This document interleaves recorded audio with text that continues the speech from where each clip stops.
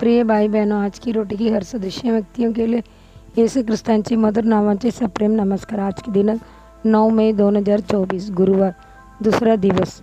मग देव म्हणाला, पाण्याची मध्यभागी एक आकाश असू दे आणि ते पाण्यापासून पाण्याचे विभाजन करू दे। उत्पत्ती पहिला अध्याय 6 वचन। पवित्र शास्त्रातून आपण पाहू शकतो की देव स्वतः आपल्याला प्रत्येक दिवसाची त्यांची निर्मिती सांगत आहे। सृष्टीच्या वेळी देवाशिवाय मनुष्याची निर्मिती होणे बाकी आहे। इतर कोणीही उत्पत्तीची पुस्तकात प्रत्येक निर्मितीची नोंद करू शकले नसते, म्हणून त्याने स्वतः सृष्टीबद्दल नोंद केली आहे। त्यामुळे आपण सर्व काही कसे निर्माण केले हे जाणून घेऊ शकतो। पवित्र शास्त्र म्हणते, विश्वासाने आपण समजतो की जग देवाचे वचनाने तयार केले गेले आहे, जेणेकरून जे दृश्य आहे ते दृश्यमान गोष्टीपासून बनलेले नाही। इब्री 11:3 वचन। सृष्टीच्या वेळी सर्व गोष्टींना देवाने स्वतः नाव दिले। देवाने प्रकाशाला दिवस म्हटले आणि अंधाराला रात्र म्हटले आणि त्याने आकाशाला स्वर्ग म्हटले। तोच सृष्टीकर्ता देव तुम्हाला सर्व प्रेमाने नावाने हाक मारत आहे। त्याने अब्रामला अब्राम म्हटले आणि साराय सारा म्हणून।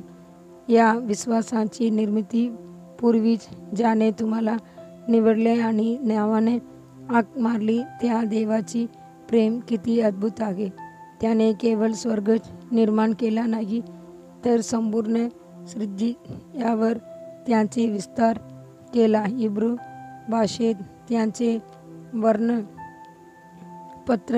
पसरवणे असे केले जाते। हे केवळ पृथ्वी आणि स्वर्ग विभाजित करणारे आकाश नव्हते, परंतु देवाचे गौरवाचे प्रकटीकरण म्हणून।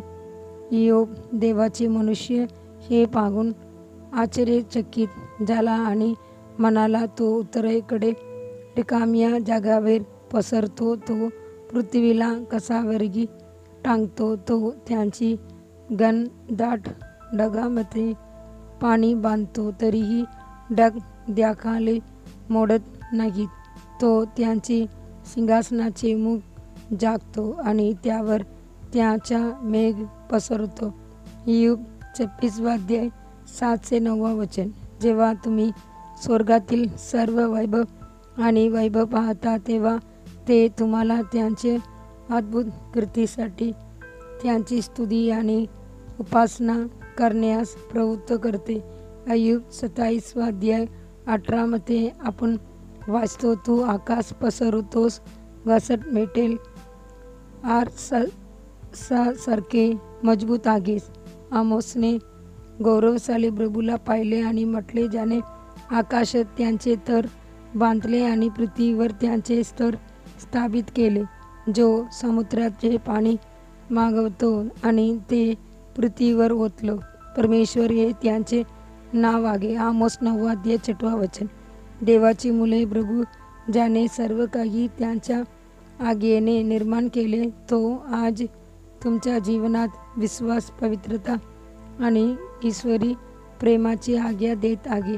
तो तुमच्या अंतःकरणात दैवी ज्ञान आणि ज्ञानाची आज्ञा देतो। पवित्र शास्त्र म्हणते, कारण तो बोलतो आणि ते पूर्ण होते, तो आज्ञा देतो आणि तो वेगाने उभा राहतो। पुढील ध्यानासाठी श्लोक।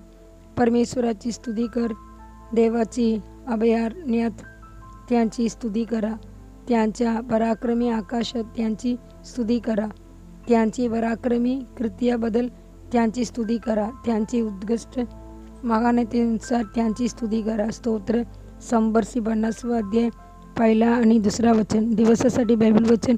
सकाळी 2 राजा 7 अध्याय से 9 अध्याय। संध्याकाळी जॉन 1 अध्याय 1 से 28 वचन। धन्यवाद।